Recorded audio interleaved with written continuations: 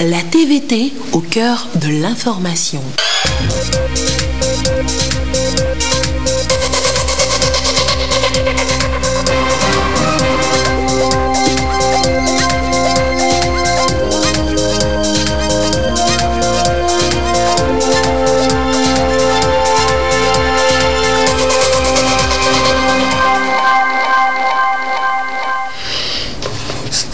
Bonsoir à tous, il est 20h. Dans l'actualité ce lundi, la joie des populations des cantons de Legba-Sito et Vakwa-Sito, elles ont désormais leurs centres médico-sociaux inaugurés cet après-midi par le Premier ministre. Plus besoin d'aller plus loin pour se faire soigner. Les femmes togolaises se préparent pour les prochaines élections locales. Elles entament une série de formations. De quoi sera-t-il précisément question? Nous le saurons dans ce journal. Dieu le fera autrement à Talaoué Dodé, nouvel album du binôme John et Gifty en concert hier à Lomé avait dit nous irons en concert en fin de journal pour des paroles d'espérance. Voilà madame, monsieur le sommaire, bienvenue, voici le 20h. Tous au travail demain mardi. La fête c'est mercredi, le BPC jeudi, début de l'examen. L'essentiel à retenir de ce communiqué du gouvernement, dont voici d'ailleurs in extenso le contenu. Le gouvernement porte à la connaissance de tous les candidats à l'examen du BPC session 2019 que la date de démarrage des épreuves écrites initialement prévue le mardi 4 juin 2019 est reportée au jeudi 6 juin 2019 à cause de la fête de Ramadan qui sera célébrée cette année le mercredi 5 juin 2019. Et par conséquent, les épreuves écrites de l'examen du BPC session de 2019 se dérouleront les jeudis 6, vendredi 7, samedi 8 et mardi 11 juin 2019 sans changement dans l'ordre de l'heure et passage. Fête à Lomé le 3 juin 2019, le gouvernement. Et puis, le ministre de la fonction publique, du travail et de la réforme administrative et de la protection sociale porte à la connaissance des travailleurs du secteur public, parapublic et du secteur privé, ainsi que de la population, que la fête de fin de jeûne du Ramadan sera célébrée le mercredi 5 juin 2019. Dès lors, la journée du mercredi 5 juin 2019 est fériée, chômée et payée sur toute l'étendue du territoire national. Et j'enchaîne en même temps avec ce communiqué de l'Union musulmane du Togo. Le président de l'Union musulmane du Togo, UMT, a le plaisir d'informer la communauté musulmane que la fête de Ramadan Aïd el-Fitr sera célébrée le mercredi 5 juin 2019 sur toute l'étendue du territoire national. À Lomé, la prière de cette fête se déroulera cette année sur le terrain du lycée de Tocoin et dans les quartiers environnants à partir de 9h. Quant à l'intérieur du pays, la dite prière se déroulera aux lieux habituels et à la même heure. Communiqué donc du président de l'Union musulmane du Togo. Plus besoin de parcourir des kilomètres pour se faire soigner. Majikpeto dans le canton de Legba-Sito et Lavagno dans le Vakwa-Sito ont désormais leurs centres médicaux sociaux. Vous voyez là les images. Les nouvelles structures ont été inaugurées cet après-midi par le Premier ministre. Nous reviendrons dans le courant de cette édition sur l'essentiel en images avec nos reporters toujours en cabine de montage. Il y en a et toujours des choses à apprendre. Les comptables des établissements publics nationaux se remettent à l'ouvrage à Kwalimé depuis ce matin. Comment bien tenir sa comptabilité? C'est la préoccupation au démarrage des travaux à Kwalimé. Carmen Madji Akapo pour le compte rendu. D'une nouvelle feuille de route pour mettre efficacement en œuvre le nouveau cadre légal et réglementaire de la gestion des finances publiques issu de la transposition des directives portant cadre harmonisé des finances publiques au sein de l'UEMOA. Pour donc accompagner les structures intervenant dans la mobilisation des ressources, la Direction générale du Trésor et de la comptabilité publique, avec l'appui du projet d'appui à la mobilisation des ressources et au renforcement des capacités institutionnelles PAMOSI, donne aux comptables des établissements publics nationaux, ici à Kwalimé, les meilleurs outils pouvant leur permettre de faire des états financiers fiables. Cette formation vise 3 objectifs principaux. Mettre en place la comptabilité en partie double dans les établissements publics. La plupart de nos établissements publics tiennent des statistiques, c'est-à-dire la comptabilité en partie simple.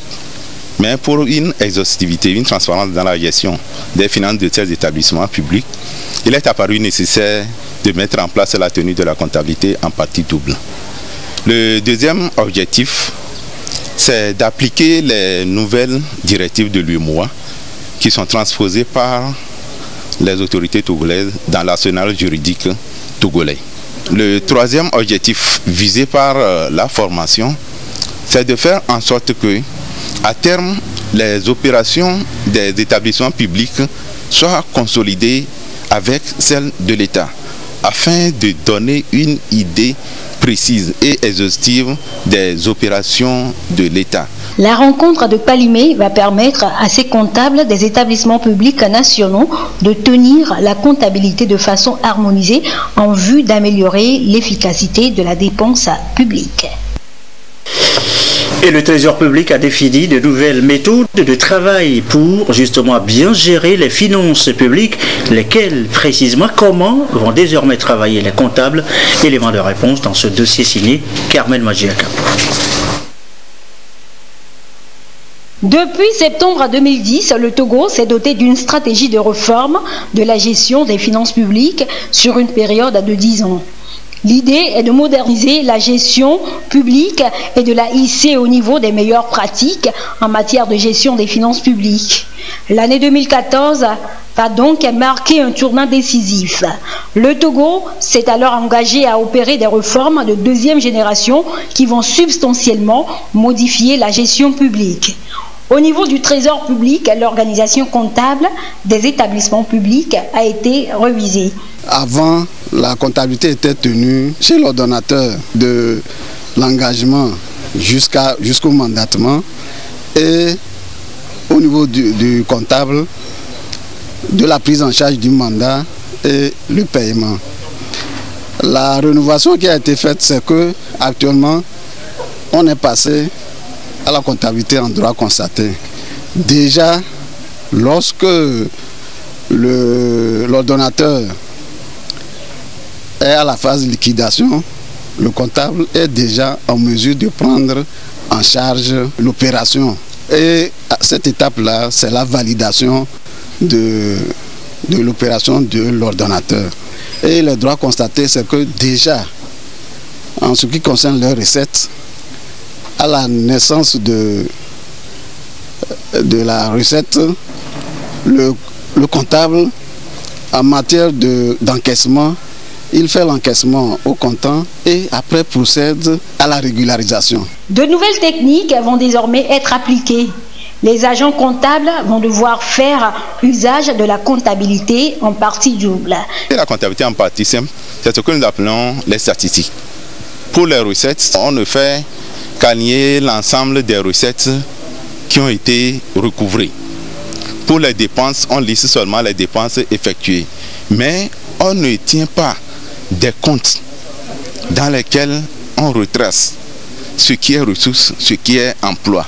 Donc la comptabilité en partie double vise au niveau des recettes à décrire par exemple la nature de la recette et le mode d'encaissement, c'est-à-dire le mode de règlement de cette recette. Au niveau des dépenses également, ça permet de décrire la nature de la dépense effectuée et quels sont les comptes dans lesquels, ou bien les comptes de disponibilité qui ont servi à régler ces dépenses. Donc la différence entre les deux, c'est que la comptabilité en partie double fait mouvementer des comptes, alors que la comptabilité en partie simple est simplement une statistique. Le Togo va désormais se conformer au nouveau cadre harmonisé de l'UEMOA relatif à la gestion des finances publiques.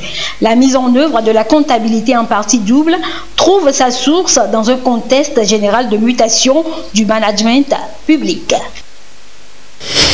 Je vous l'annonçais en titre tout à l'heure, elle s'intéresse beaucoup aux prochaines élections locales et s'y prépare d'ailleurs. Illustration avec cette série de formations qui s'ouvre pour les femmes à l'initiative du ministère de l'Action sociale. Sur quoi portera précisément la formation? Eh bien, on voit ça dans ce reportage de Karine Olando. Qui s'engage Au total, 236 candidates issues de formations politiques et d'organisations de la société civile vont être formées sur les fondamentaux de la décentralisation, le cadre légal des élections municipales, les techniques de communication, pour ne citer que ces modules. L'objectif de cette formation est d'outiller ces femmes pour mener une campagne électorale de qualité afin d'être élues. C'est de veiller à ce que les femmes puissent se doter d'un certain nombre de techniques électorales qui leur permettront de bien battre campagne, d'avoir des éléments analytiques de leur territoire, de savoir comment concevoir des messages électoraux, d'avoir une stratégie pour gérer l'adversaire électoral, et également voir comment on compose un budget de campagne, une équipe de campagne et quel est le panel d'activités que l'on peut réaliser pour captiver l'attention de l'électorat. Cette formation, elle est la bienvenue. J'espère m'outiller encore plus pour vraiment affronter les échéances locales qui arrivent. On doit suivre cette formation avec dignité, efficacité et moi, j'attends mener une campagne efficace pour être élu. Pour la ministre de l'Action sociale, de la promotion de la femme, il est aujourd'hui indéniable que les femmes disposent d'énormes potentiels et qu'elles constituent un maillon essentiel pour le développement national de nos communautés. Le projet Les femmes à la conquête des conseils municipaux se situe à un point de convergence entre, d'une part, les aspirations profondes des femmes togolaises de s'affirmer sur le plan politique et d'autre part, la volonté du gouvernement de faire de la décentralisation un élément fondamental de la gouvernance au Togo. Le projet, dans cette perspective, a pour but de contribuer à une représentation substantielle des femmes, particulièrement dans les conseils municipaux et de manière générale dans la gestion des affaires politiques et publiques. Ce projet, qui reçoit l'appui du Programme des Nations Unies pour le développement PNUD, se situe dans l'axe 3 du Plan national de développement PND 2018-2022. Elle va se dérouler sur l'ensemble du territoire national jusqu'au 12 juin prochain. Et à propos encore des prochaines élections locales, voici ces communiqués de l'ARAC. Communiqué de l'ARAC, le président de la haute autorité de l'audiovisuel et de la communication invite les responsables des partis politiques, des regroupements de partis politiques ou leurs représentants, ainsi que les têtes de liste des candidats indépendants ayant fait acte de candidature pour les élections des conseillers municipaux du 30 juin 2019 à un séminaire d'information et de formation vendredi 7 juin 2019 à 9h à l'hôtel Concorde à Lomé. Autre communiqué de la HAC, le président de la haute autorité de l'audiovisuel et de la communication invite les directeurs et les journalistes des médias privés, les responsables des organisations professionnelles de la presse ainsi que les correspondants de la presse étrangère à un séminaire d'information et de formation sur les tests réglementaires de la couverture médiatique de la campagne pour les élections des conseillers municipaux du 30 juin qui aura lieu le vendredi 7 juin également 2019 à l'hôtel à 9h à l'hôtel Concorde de Lomé. Vu l'importance de l'ordre du jour, la présence de tous s'avère indispensable. C'est une façon de motiver les producteurs pour atteindre son objectif aussi. La nouvelle société du coton du Togo prime ses meilleurs producteurs. Les prix sont remis dans chaque préfecture. Les étapes de Tône et de Sinkassé, c'est avec Désiré Alonge. Il les appelle Douti Timbiantia, un cotonculteur à Sinkassé. Il devient une référence, un bon exemple à suivre. Il a suivi toutes les itinéraires techniques sur sa superficie emblavée de 5 hectares avec un coton de qualité récolté et d'autres critères atteints, ce qui lui a valu le premier prix au niveau de la préfecture. J'ai commencé très tôt, j'ai soumis la technique et j'ai emblabé et j'ai stocké à temps et le corps à temps. Et j'ai fait 5 hectares, bon, et bien sarclé, et j'ai traité bien tous les produits, à côté de ça que j'ai dépassé les autres. Dans Tône, c'est Balza Sogondjuaga qui honore les producteurs de l'or blanc avec 11 tonnes, un coton de premier choix cédé à la NST. Quand nous avons eu les premières pluies, j'avais d'abord fait l'épandage de l'engrais bio. Et quand j'ai épandu l'engrais bio, juste après quelques jours, j'ai labouré, j'ai semé mon coton, ça j'ai mis dans de bonnes conditions. J'ai attendu 2 semaines après que j'ai commencé par faire le sacrage. J'ai fait de l'engrais chimique et par la grâce de Dieu, j'ai eu une bonne production. C'est ça qui a permis à ce que je puisse aller jusqu'à 11 tonnes et quelques. Et j'ai eu ce prix qui m'est offert aujourd'hui. Des efforts couronnés par ces prix composés essentiellement de certificats de mérite, d'intrants agricoles, d'appareils de pulvérisation, dégagés, de lampes solaires et d'enveloppes financières. Une stimulation qui rime avec la nouvelle vision de la NSCT qui projette atteindre 200 000 tonnes à l'horizon 2022 et répondre au plan national de développement, PND. S'ils sont aujourd'hui lauréats, c'est parce qu'ils ont respecté les itinéraires techniques. Par rapport aux emblavures de chacun, à la production et le rendement, on a classé les producteurs. Nous sommes partis jusqu'à la récolte de coton et on les a classés par rapport à la production, au rendement et à la qualité obtenue. Une concurrence à la base dans la filière pour relancer le secteur. C'est une façon de les motiver à encourager les producteurs à aller de l'avant pour booster le coton. De leur dire que le coton, ça porte, le coton, ça fait gagner de l'argent. Le coton est un moyen de lutte contre la pauvreté à milieu rural. Et conformément à la vision stratégique du président de la République, qui a été prise en 2013, jusqu'en 2022, on doit sortir 200 000 tonnes de bonne qualité et de premier choix. Le travail en groupement, la caution solitaire, le fumage à la bonne dose et la récolte échelonnée sont entre autres consignes très simples à respecter pour réussir brillamment dans la filière coton. Dans le Wawa, ce nouveau projet qui vient d'être lancé, la création d'arboretum. Qu'est-ce que c'est? Eh bien, c'est un projet pour restaurer les espèces rares en voie de disparition. Comment cela va se faire et pour quels résultats? Voici les précisions de Sylvain Raboudou. Depuis quelques années, les espèces forestières sont menacées de disparition à travers des abattages anarchiques, des déboisements avec pour corollaire l'avancée progressive du désert et le phénomène du changement climatique. Par cette pratique, certaines espèces deviennent rares dans les plateaux. Pour les restaurer et les conserver, un projet a été instauré. Il s'agit de la création d'un arboretum, d'essences locales rares afin de permettre aux forêts de jouer efficacement leur rôle social. Cet arboretum va s'exécuter sur une superficie de 5 hectares uniquement pour des pépinières de production d'essences locales. Des essences qui existaient au Togo, mais on constate que ces espèces commençaient à disparaître. On a voulu les restaurer. Donc ça, c'est l'objectif de cette espèce. On aura donc une dizaine d'espèces à mettre sur cet arboretum. Nous allons mettre en place des pépinières dans 8 villages. Et on aura une pépinière spéciale pilote de caractérisation des espèces parce qu'il faut les caractériser d'abord. Il faut voir le taux de germination, beaucoup d'autres choses qui sont autour des espèces. On va faire quelques traitements. On a déjà commencé par faire cela et la pépinière pilote est déjà installée. 8 villages dans le Wawa sont concernés par la production de ces essences. Et pour sa mise en œuvre, ils s'approprient le projet pour véritablement insuffler une nouvelle dynamique à l'initiative en vue de la promotion du couvert végétal au Togo. Dans notre programme, nous irons prendre dans chaque village 1000 plants pour aller compléter ce qu'on aura à mettre sur le site. Donc, chaque village fera sa pépinière. Nous, on a déjà fait une pépinière de plus de 6000 plants. Ce projet vient après nommé, c'est pour un vrai reboisement et nos générations futures vont en bénéficier, quand bien même peut-être d'ici demain nous n'allons pas les bénéficier, mais tout cela c'est fait pour nos générations futures.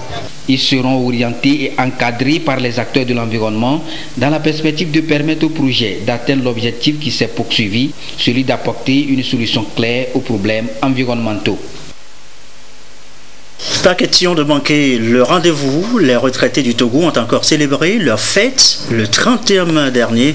Activités sportives et réjouissances populaires ont meublé la fête encore cette année. Le récit à Takwabé et à Kara, Sylvain Raboudou, Nestor Moujou. Des retraités militaires autour du 31 mai, journée nationale des retraités du Togo, une célébration marquée par des activités sportives pour se rappeler de leur jeunesse. Cette célébration a été effectuée au 3e régiment d'infanterie de Témédia avec à l'affiche cette course populaire et un match. Le match a opposé les retraités en vert et ceux en rouge.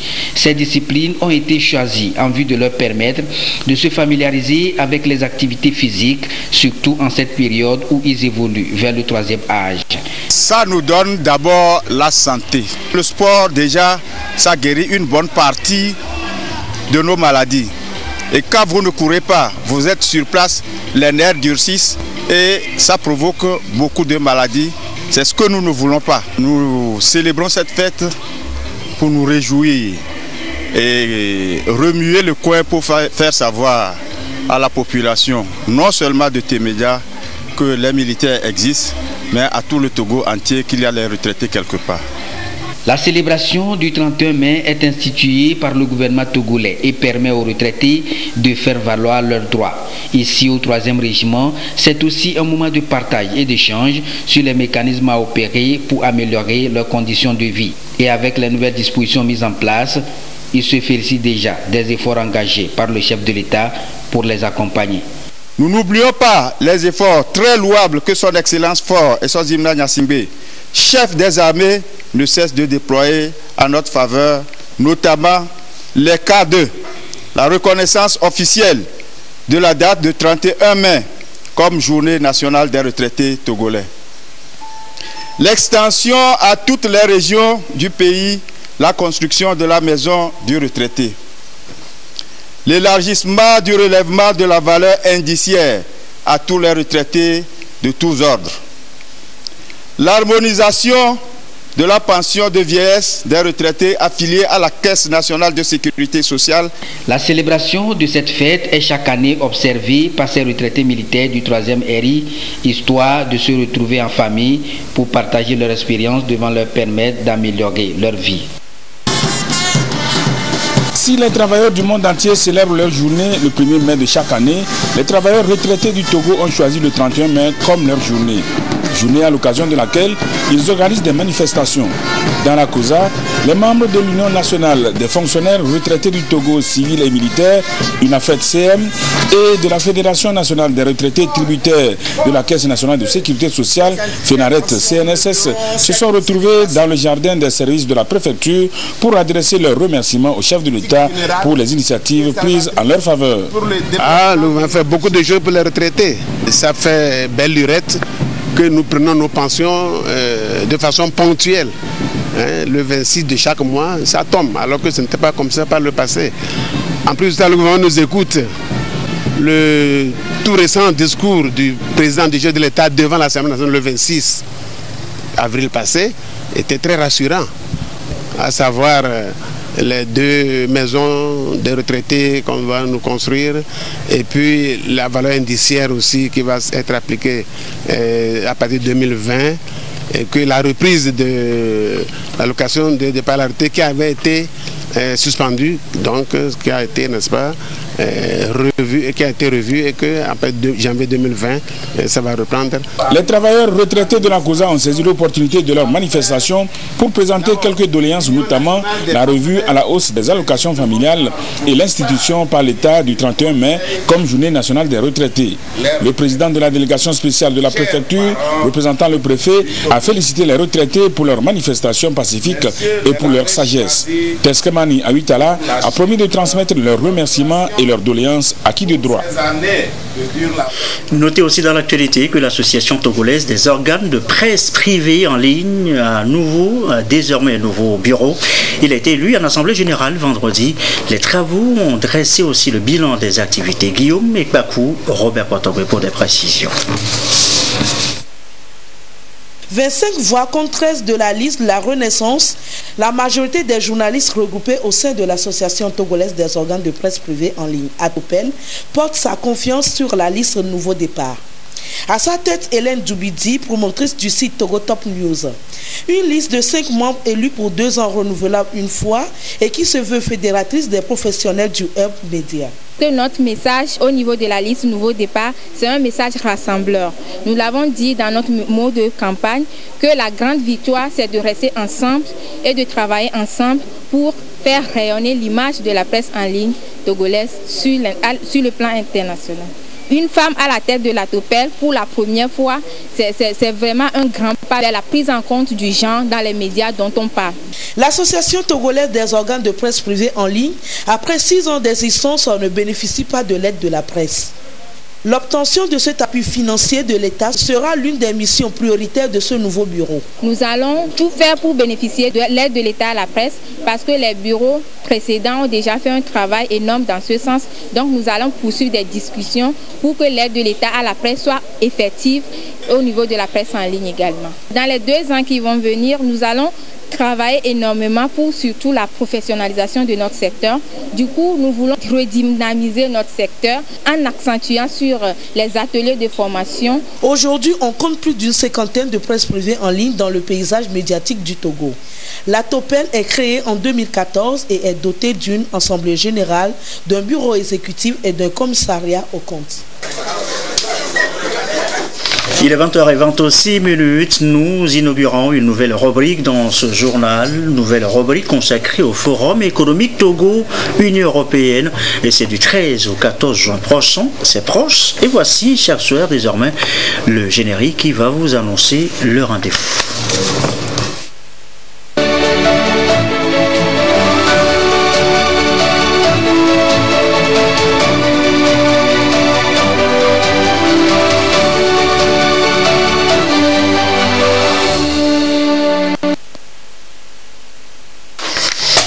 Et voilà donc ce générique qui va vous annoncer chaque soir désormais le rendez-vous sur le Forum économique Togo-Union européenne. Et cette première édition, ce sera ce soir à la fin de cette édition. Ce sera avec Esther Laclé.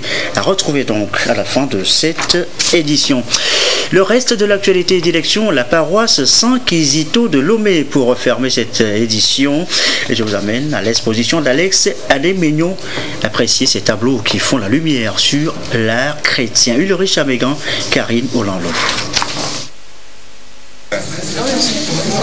Des tableaux peints en diverses couleurs avec des perles, des feuilles sèches et des gouaches. Un ensemble d'éléments qui illustrent les cantiques de la Vierge Marie à Dieu qui l'a choisi pour porter le Sauveur de l'humanité, Jésus. Des chefs-d'œuvre qui accrochent. Ces tableaux que j'ai eu à visiter, pour moi, je pense que c'est une façon de nous évangéliser. Et si nous, on pouvait comprendre mieux ces tableaux, chacun de nous devrait les acheter parce que ces tableaux nous parlent. Elle a su aimer. Oh, le Dieu Tout-Puissant. Elle s'est abandonnée. Et l'Esprit Saint l'a emportée.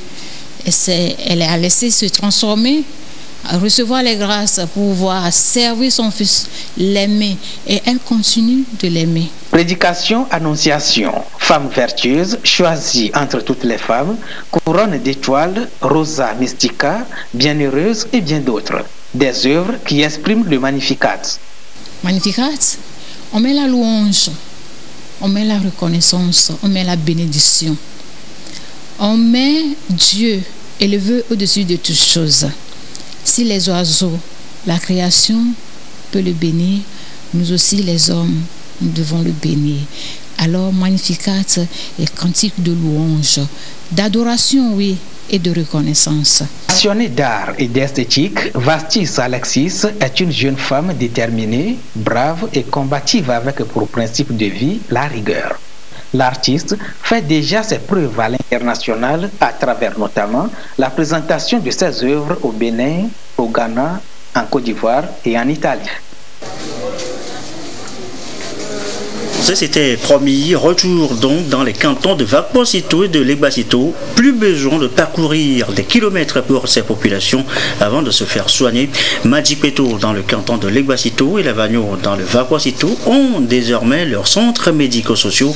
Les nouvelles structures ont été inaugurées cet après-midi par le Premier ministre et c'est devant des populations, vous allez le voir, toutes heureuses. Yaspin Kodia et Demsoussou. Deux gestes similaires posés par le Premier ministre Komisselom Klassou pour soulager les populations des cantons de Legbasito et de Vakosito. Ces deux centres médico-sociaux vont permettre d'améliorer la prise en charge sanitaire des bénéficiaires, fruit d'une promesse faite par le chef de l'État Fort et Sozimna Nyansingbe.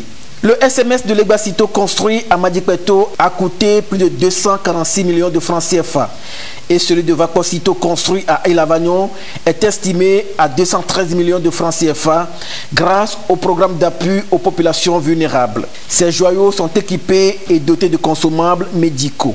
Des travaux réalisés sous la coordination de l'Agence nationale d'appui au développement à la base, ANADEB. Dans les deux centres médico-sociaux, nous avons réalisé un bloc qui a deux parties. Une partie dédiée à la médecine générale, avec des salles de consultation, des salles de repos pour malades, le laboratoire pour certaines analyses, les services d'hygiène et les services sociaux sont également de ce côté-là. Et nous avons du côté de la partie dédiée à la maternité, nous avons également des salles de consultation prénatale, les salles de planification familiale, des salles d'accouchement, d'entretien du bébé et de repos pour la femme qui vient d'accoucher. À Madikpeto, en plus de la réalisation des deux blocs, l'entreprise Troum a aménagé l'espace pour une opération de reboisement.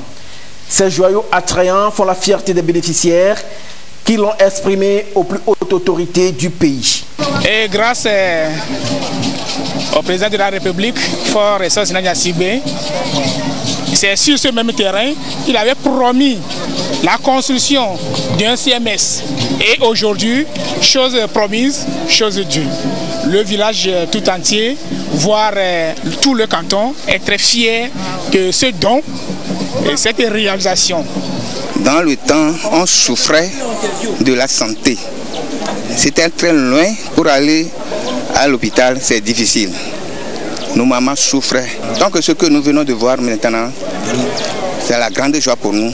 Oui, bon, c'est un sentiment de joie qui nous anime en ce moment, dans la mesure où aujourd'hui nous avons un SMS, un centre médico-social de Legbasito, plus précisément à Madikpeto, avec des infrastructures sanitaires modernes, alors qu'auparavant c'était un dispensaire avec des locaux vétustes. Les soins de santé n'étaient pas de meilleure qualité, ça se résumait à de petites chirurgies. Même pour l'accouchement, les femmes sont obligées de se déplacer loin et on les envoie des fois à Agoué ou bien à Lomé pour accoucher. Pour le gouvernement, le souci de renforcer les soins de santé de qualité au profit des populations constitue le soubassement de la réalisation de ces infrastructures de santé modernes. Quel rôle est assigné à ce centre? C'est d'abord de faciliter la prise en charge des malades, que ce soit ceux qui sont atteints des maladies liées aux microbes, comme le paludisme, les diarrhées, les infections des poumons, la tuberculose, le VIH-Sida. Et également la prise en charge des malades qui souffrent des maladies qu'on appelle non transmissibles, comme l'hypertension artérielle, le diabète ou les cancers. Ce centre permettra également de s'occuper de la femme enceinte depuis le début de la grossesse, par les consultations prénatales au nombre de 4 jusqu'à l'accouchement. Ce centre permettra de s'occuper des nouveau-nés et des enfants. Et ce centre permettra de vacciner nos enfants. Actuellement, nous avons 9 vaccins dans le programme élargi de vaccination. Et un autre fait qui est très important, c'est qu'il y a une paillote qui est destinée à l'éducation pour la santé, pour rappeler à nos parents que la meilleure boisson, c'est l'eau, qu'il ne faut pas mettre trop de sucre dans les aliments, qu'il ne faut pas mettre trop de sel dans les aliments, qu'il ne faut pas mettre trop d'huile dans les aliments. Chaque infrastructure est dotée de forages photovoltaïques. Les ouvrages ont été subdivisés en 3 lots dans chaque localité et exécutés par 3 différentes entreprises togolaises. À Vakpo-Sito également, le Premier ministre a arrosé un plan pour rendre verdoyant l'espace. Et voilà donc pour l'inauguration cet après-midi donc des centres sociaux médicaux à Vakpo-Sito et dans Legba-Sito. Allez, on se détend aussi avec ce nouvel album de John et Gifty, un concert, je vous l'annonçais hier, à Lomé, avait dit à Talaouedode, Dieu le fera autrement, une parole d'espérance pour le peuple de Dieu. Je vous laisse écouter un extrait et on referme cette édition. Adoration et louange pour magnifier le nom de l'Éternel avec des titres évocateurs. Un nouvel album qui invite le peuple de Dieu à demeurer dans la foi. C'était formidable, Dieu a fait son œuvre. On a dansé, on a joué pour la gloire de Dieu. Et les paroles des chansons, vraiment, c'est inspiré par Dieu, quoi. Ça nous parle directement.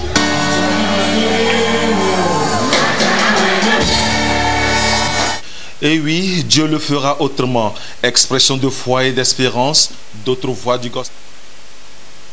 Alors on reviendra bien évidemment donc sur ce concert demain, si tu vois bien, dans nos prochaines éditions. Et ceci referme ce journal. Merci à vous qui nous suivez ce soir et particulièrement du côté de Vakpo-Sito et de Legba-Sito. Et comme d'habitude et toujours fidèlement, une belle soirée.